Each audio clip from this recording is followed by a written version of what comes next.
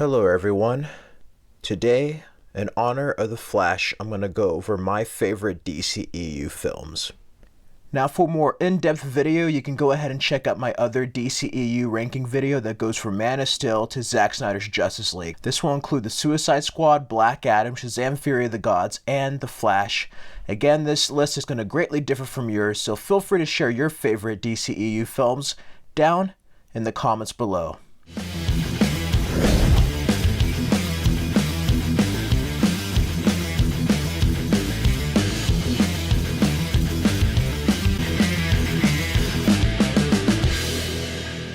Starting with my least favorite DCEU film, it would have to be the theatrical cut of Justice League, aka Justice League. This film was kind of a Frankenstein of a mess. I already went more into detail in my other video, but for starters, they really ruined Kieran Hines' performance as Steppenwolf. He was wasted in this film. There are some moments of greatness, but overall, Steppenwolf was just a joke compared to the other version. Meanwhile, there is inconsistencies with the reshoots, and the tone of it felt very different from Man of Steel and BVS. It did not feel like a Zack Snyder film. As we may know, Joss Whedon reshot most of the movie, and then they cut out a large portion of the movie to keep it under 2 hours. WB really shot themselves in the foot here. Now, there's some people that prefer this version over the Snyder Cut. That's fine. This actually resembles more of the Super Friends. The Snyder Cut is the Justice League animated series. This is Super Friends. It very much goes back to that kind of cheesy, family-friendly fun of like the 70s for DC heroes. Ben Affleck has his theme replaced by Danny Elfman's Batman theme, but you also have Danny Elfman's Flash theme in this. And the moments that are good in this are the same moments that are in the Snyder Cut, but it's crazy seeing some of the same sequences, but in a different context. Overall, this film isn't the strongest in the DCEU, and this is kind of like the first nail in the coffin for this universe, sadly. But you still get good performances. You still get moments of humor. You have Ben Affleck's Batman talking about fish, and of course, something's definitely bleeding. Yeah, it's hard to watch that after BVS, but there's that lasso of truth moment. That's silly, but it is funny with Aquaman in them. The Russian family wasn't really needed in this. There's some short fun, I guess, but for me, it's the only film that I really highly dislike out of the DCEU films. After that is the Suicide Squad. The studio extended cut. I still would love to see David Ayer's original version. You know, you could tell that after the Bohemian Rhapsody trailer, they hired that trailer company to make it like James Gunn's Guardians of the Galaxy, which is funny considering James Gunn did the sequel to this, but I like Harley Quinn. Margot Robbie is perfectly cast. Will Smith is great as Deadshot. Jared Leto as Joker is a bit more psychopath, but I kind of like the kind of mobster Joker again, like Jack Nicholson's. I feel like we haven't really seen his full performance. Did he need to dial it down a couple of notches without going so method? Perhaps, but he's not as bad as what some people say.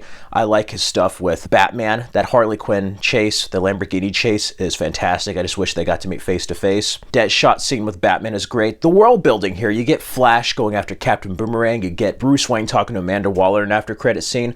This still felt like it was part of the same universe that was in Man of Steel and BVS and expanding after the death of Superman. Viola Davis is another actress that's perfectly cast as Amanda Waller, and I think Cara Delevingne does okay with what she has for Enchantress. This is a lot of fun. That's like Assault on Precinct 13 with superheroes with a pop rap soundtrack. And yeah, it is what it is. I like it for what it is. My favorite scene is probably the gangster scene with Kalani. I love that Ace Chemical scene with Jared Leto's Joker and Margot Robbie's Harley Quinzel. I would love to see an extended version of this because I think there's a better movie hidden somewhere here. And I would love the David Ayer cut to be released because I want 2 good Suicide Squad films. After that is Shazam! Fury of the Gods. Shazam! Fury of the Gods was a film that wasn't marketed very well, but I don't think it deserved the treatment it got at the box office entirely.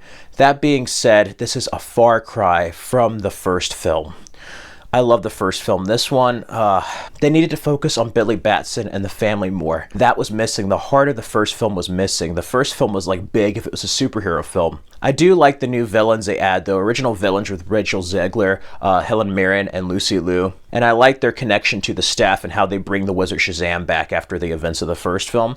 The whole mythology aspect of this is very strong. Yeah, Zachary Levi really acted like a kid. Some of that's his performance, and then some of that's on the director for telling him to, hey, act more like Billy Batson, you know. I don't believe it's the same person. Or should I say, Billy has matured, that he's no longer the kid he was in the first film. So, like, they doubled down on the silliness in this film and the humor. And then Pedro just made him a flunky. They're just like, the fat Mexican kid's a flunky now, failing. And that just, I don't know, something about that just rubbed me the wrong way. But I do love the Marvel family, that we get to see more of them, a little bit more as a family, but more of them as the Marvel family. You know, that's cool seeing them trying to adapt, seeing Billy afraid of losing his family. He's going to age out of the foster care system. There's a lot of heartfelt moments in this movie.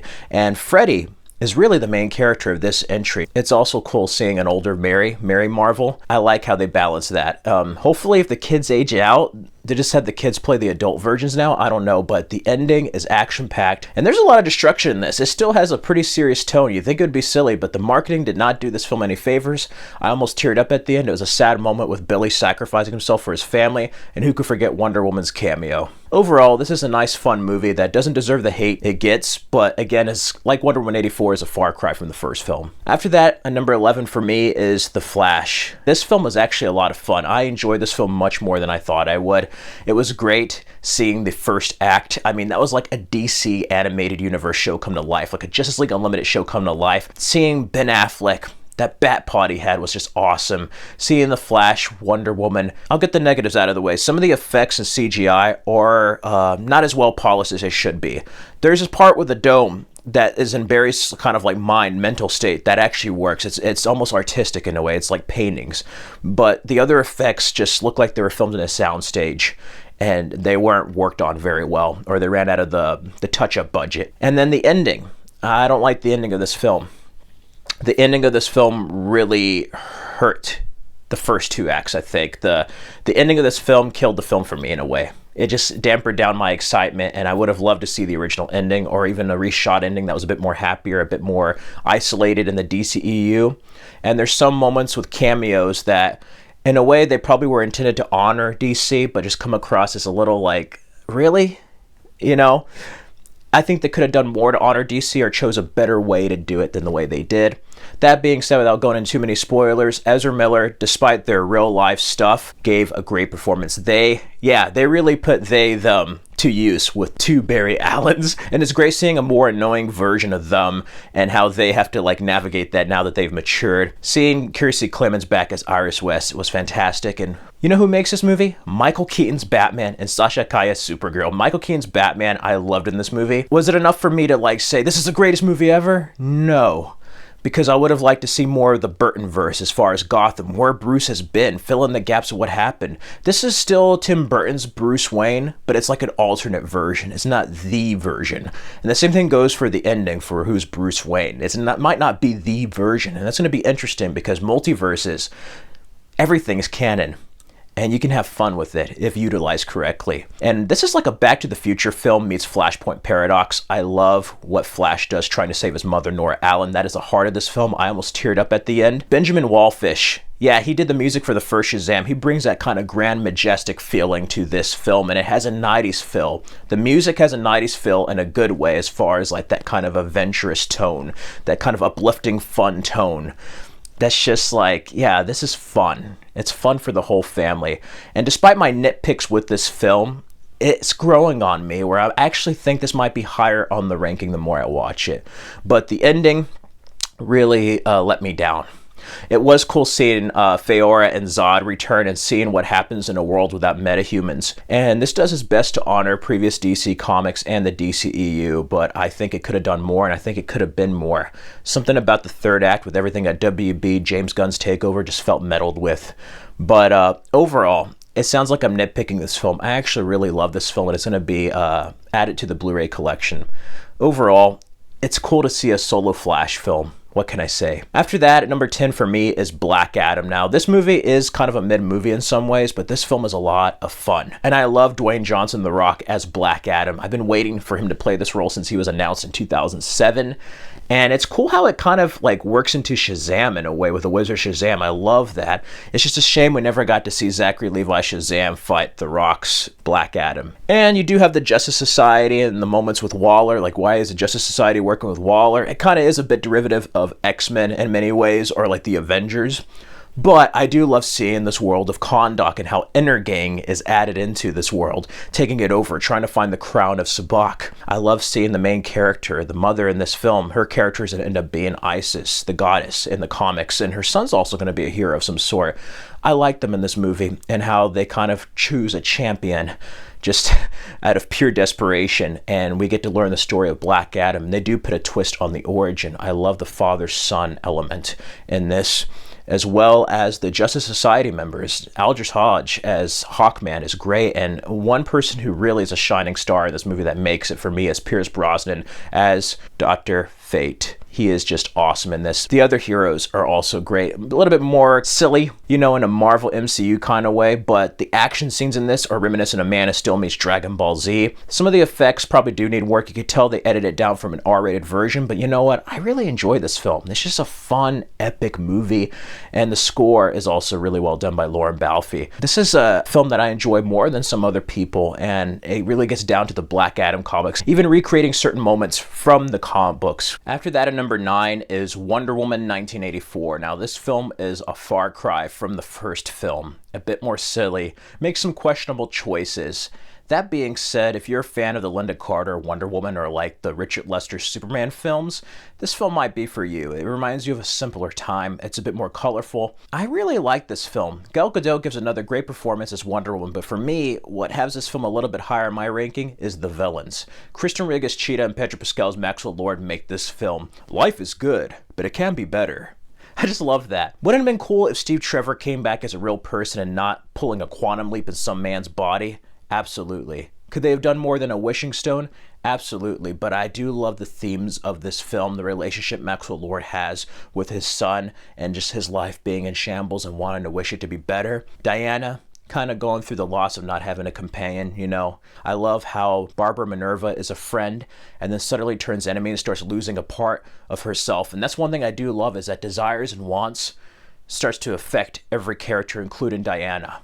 You know, she starts to become something else than she is. She loses something that makes her, her, as well as Cheetah, as well as Maxwell Lord. And that's a very underrated theme here. And a lot of superhero sequels have that. Like Superman 2 or Spider-Man 2, it's like the hero always wants something, but is it the right thing? Sometimes they need to put aside what they want to do what's right. And this film explores that.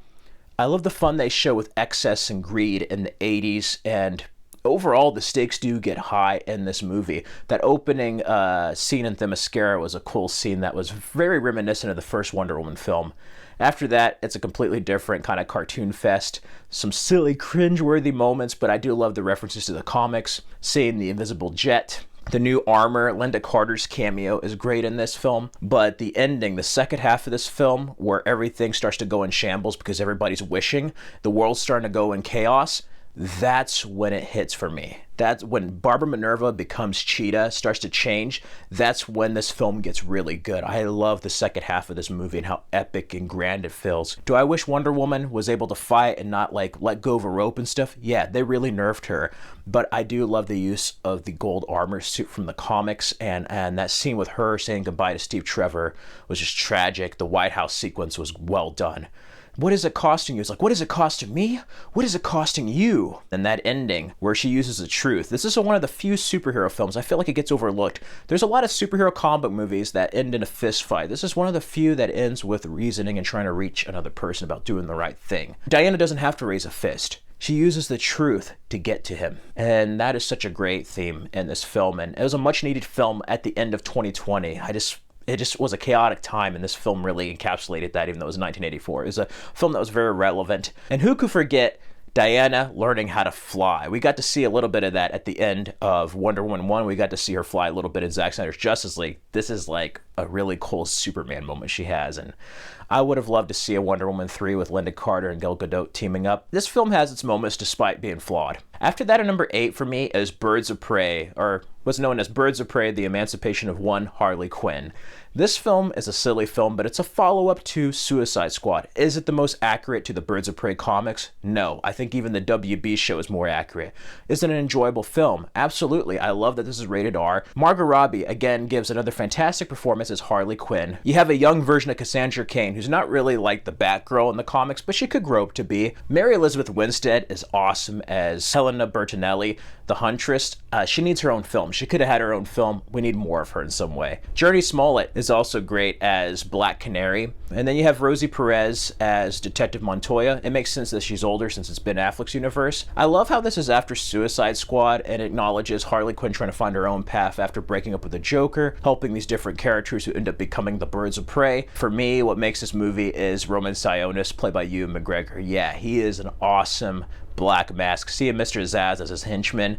There's some wonderful humor here. It feels like the Harley Quinn show come to life, mixed with some of the comics. I love the R-rated vibe of this film. It's just a shame that we get all these great villains in these DCEU movies, but without a Batman to fight them. Like, I would love to see Ben Affleck interact with them, you know? That's something that The Flash did really well with the world building coming together. But overall, it's an enjoyable film with some great humor, awesome action set pieces. I love that third act and how Harley Quinn saves the day in a way. And also, the soundtrack is kick-ass. I mean, just listen to Experiment on Me by Halsey. After that, at number 7 for me is BVS Dawn of Justice. Now, this is the Ultimate Edition. I love how it deals with Batman and Superman's ideologies clashing. We get to see Bruce Wayne, and he was at the Black Zero event in Man of Steel. We get to see the third act of Man of Steel through Bruce Wayne's perspective, and that sets him off. He's down a darker path. He lost Robin. Superman also has to deal with humanity. He's shown himself to the world. Do people trust him? Some see him as a messiah, a savior. Others see him as a destroyer.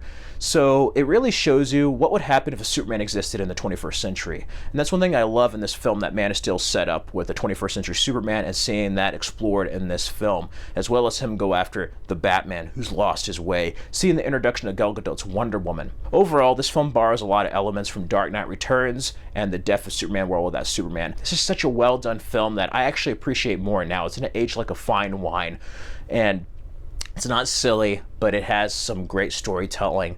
It's a film that feels elevated in a way, like the Dark Knight trilogy, you know? It took it seriously enough and grounded it enough, but then it knew when to go full comic book, and I just love the interactions that Batman and Superman have in this film. Jesse Eisenberg is a little bit like Willy Wonka on crack, but I do think he resembles more of that mad scientist Lex, and he would eventually become Lex with like the Legion of Doom. He probably would have resembled more of like the 1970s, 80s Lex Luthor eventually if they kept making the other films in the Justice League series. The Trinity shot, that Wonder Woman scene, oh my god. That Batman warehouse scene is just awesome. Probably one of the best, if not the best, Batman sequence on film. I mean, that was like an Arkham video game come to life. Batman Superman's fight was straight out of Dark Knight Returns. And then Doomsday, kind of like early stages. I love that whole action sequence, and it was a sad ending with Superman's death, but it was a hopeful ending where Diana and Bruce, in a way, were saved because of Superman. Diana basically came out of hiding, was just like, you know what, I'm done being on the sidelines. Bruce Wayne realized that men are still good. You know, he lost his way. He almost became just like Joe Chill, the murderer. And he finally gets back to being the Batman we all know and love, which continues in Justice League. Overall, this is an enjoyable film that is probably heavily criticized unfairly, I think. Is it the best film ever? No. But it's not the worst superhero film by any means. After that, at number 6 for me is Shazam. Shazam is a fun film. Like I said earlier, it's big if it was a superhero film. Zachary Levi gave his best performance as Shazam in this film because he still had like innocence of a child, silliness, but then he could still fight and be serious at times. And I like the story here. Mark Strong is great as Dr. Sivana. Yeah, John Glover needs to stop being an abusive father to bald children in the DC universe. That's all I'm going to say. But I love the Christmas theme of this. And Asher Angel really makes this film as Billy Batson. Billy Batson and the family here are the heart of this film that was greatly missing in part 2. And yeah, I love him going to this foster family, meeting siblings, really not wanting to be close. He's trying to search for his mother. What's up with DC characters and their mothers, man? Yeah, if Marvel has problems with fathers, DC has problems with mothers, let me tell you. But overall, it's great seeing Dr. Sivana's origin, trying to find the powers of Shazam, but then finding the 7 deadly sins to basically wreak havoc on the world, and then Billy becoming Shazam and not knowing what to do with these powers. Chad Dylan Grazer, Freddy, and Billy are great in this film. They have some funny, lighthearted moments, but it's like the perfect Shazam film that's like off the New 52 run. One thing I love about the DCEU films is that they all have a different tone. Each character has like a different feeling and genre to it, and Shazam, of course, is family friendly, and this is just perfectly, it captures and encapsulates the Shazam comics, in my opinion. I love the suits in this, all the way down to the fights and how we have the Marvel family at the end. That was such an awesome moment, and this is just a really lighthearted, fun film that's one of the best films of the DCEU. After that, at number 5 is Wonder Woman. Wonder Woman 2017 is to Wonder Woman what Superman the movie was to Superman. Patty Jenkins did a great job directing this film, and then Zack Snyder was a co-writer of the screenplay as well. The other writer who did it also wrote episodes of How to Get Away with Murder. Wonderful writer. I wish they came back for the sequel because this movie was just really good.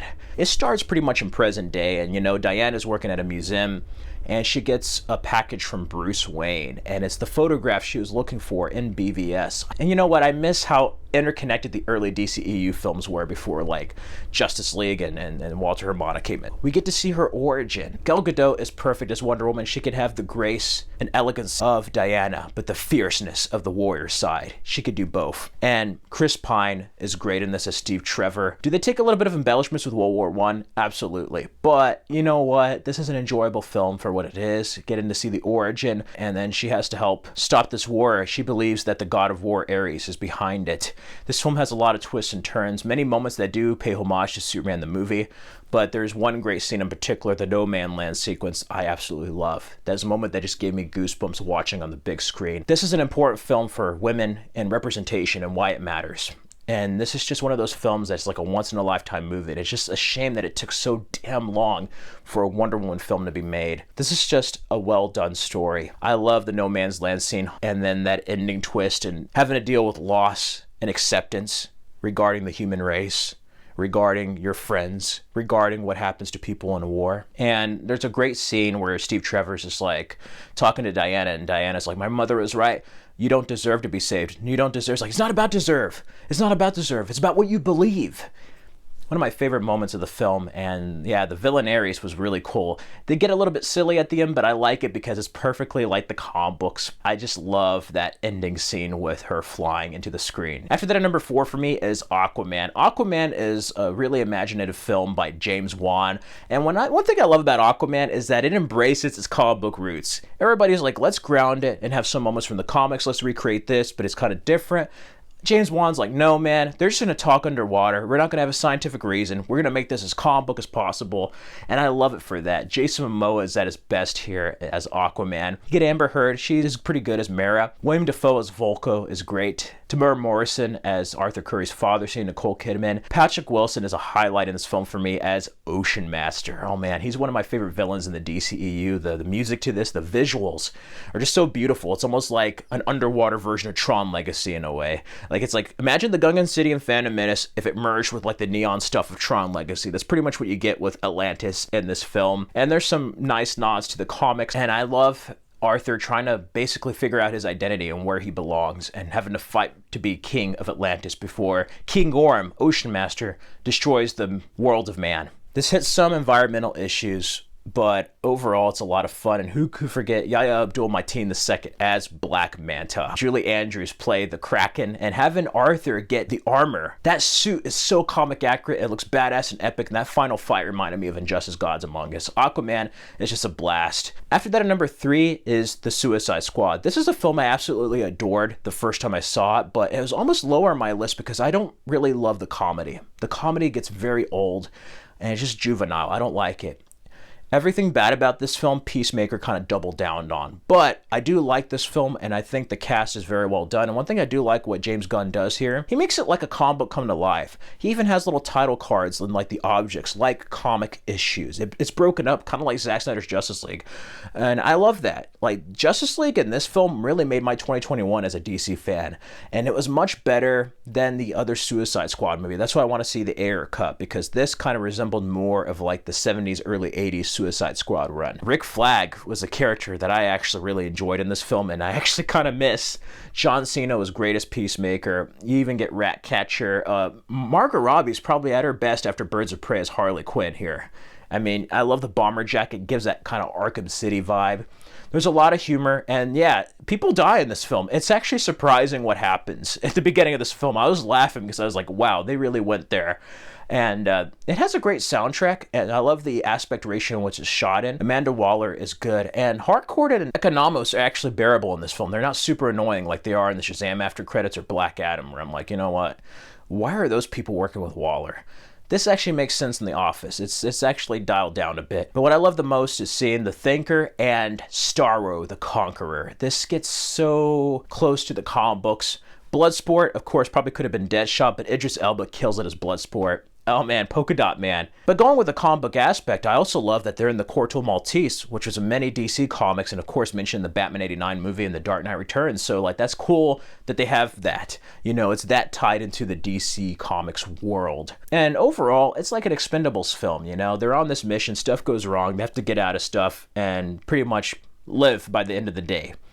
And I love that. There's also some heartfelt moments, some amazing shots. It's just a really fun movie that's well done. Despite the comedy lowering it on my rewatchability, it is still one of my favorite DCEU films, and I love it for that. You know, it's a Suicide Squad movie that resembles the comics. After that, at number 2 for me is Man of Steel. 10 years later, this film still is an epic film and one of the best Superman films. It's up there with the Richard Donner cut as Superman the movie for me. Henry Cavill is excellent as Superman. Seeing Zod, played by Michael Shannon, Feora in this, Russell Crowe's Jor-El. This is about like a world that basically did not believe scientists, was just so full of like ego and vanity that they couldn't see their own destruction right in front of their faces. As Superman is sent to Earth, and instead of doing it in a linear order, they pull the Batman Begins route and go like with flashbacks here and there. We get to see bits and pieces of his story as the film goes along. I love seeing Jonathan Kent and Martha, played by Kevin Costner and Diane Lane. This is a really, really awesome modern Superman film and resembles the comics more closely than people like to give credit. Amy Adams is terrific as Lois Lane, and the fights are just epic. It's everything you want to see from a Superman animated show or comic come to life. Hans Zimmer's score is just epic. Oh man, this shows so much promise. I wish we had more films with Henry Cavill as Superman, but for the first film, this is still a highlight in the DCEU for me. After that, at number 1 is Zack Snyder's Justice League. The Snyder Cut is the quintessential DC film for me. As far as like DC comics come to life, who wouldn't want to see the Justice League fight Darkseid? Seeing Martian Manhunter, Steppenwolf gets an upgrade, and Kieran Hines, unlike Justice League, is not wasted one bit. You actually feel sympathy for this villain. It's 4 hours long, but it doesn't feel like 4 hours. Ben Affleck is at his best here as Batman. Gal Gadot kicks ass as Wonder Woman. Ray Fisher as Cyborg is so underrated in this. He's a heart of the film, and it's a shame he didn't have his own film, but this film showed enough footage that this could have been the Cyborg origin film. Seeing the relationship with his father, seeing the accident. Barry Allen is great. Seeing Iris West and how he ends up joining the Justice League. He's much stronger in this version. Arthur Curry basically trying to ignore his heritage and his duty to Atlantis. You get William Dafoe in this version. There's some inconsistencies with Aquaman in some way, but yeah, Mara's still cool. She has a British accent, but I love her fight with Steppenwolf. Everything that is set up to resurrect Superman, and once he is resurrected, oh boy, the film gets really good, and he's in the black and silver suit like the comics. I mean, how freaking epic is that? That scene at the farm with Lois and his mother is heartfelt. There's so many emotional moments, epic moments. I love that scene with Batman. I don't care how many demons and how many hells he's fought. He's never fought us, not us united. The ending fight is much better. The League, everyone is not wasted. Every character has a purpose. Everybody has something to bring to the table. And it's such an epic showdown. And the Justice League fails. Like, The Flash has one of the best scenes. It won an Oscar for fan favorite moment. I love that scene at the speed of force. I want you to know, Dad, your kid was one of them. One of the best of the best. Make your own future. Make your own past. It's all right now.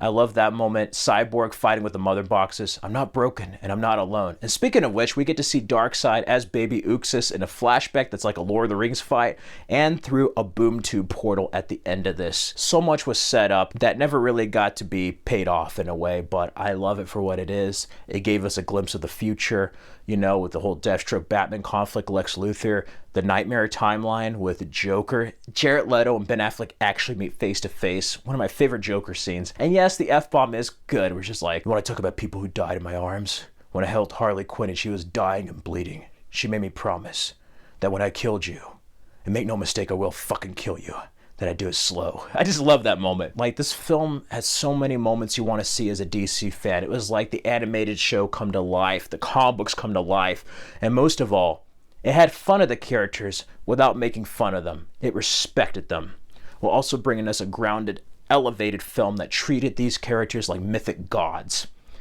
And I would love to see Zack Snyder continue it down the road, but if this is it, this is how I want to remember the DCEU going out on a high. This will always be one of my favorite films ever. I just love Zack Snyder's Justice League. But despite some of their flaws in these 14 films, I love all of them for having a different tone and feeling. It's just a lot of wasted potential that I wish we got to see utilized in its fullest possible way. I wish everyone the best of luck for future DC films, but for me, I'm checked out, and this is the last DC ranking I'm going to do as far as a DCE or any DC film, so thank you for joining me.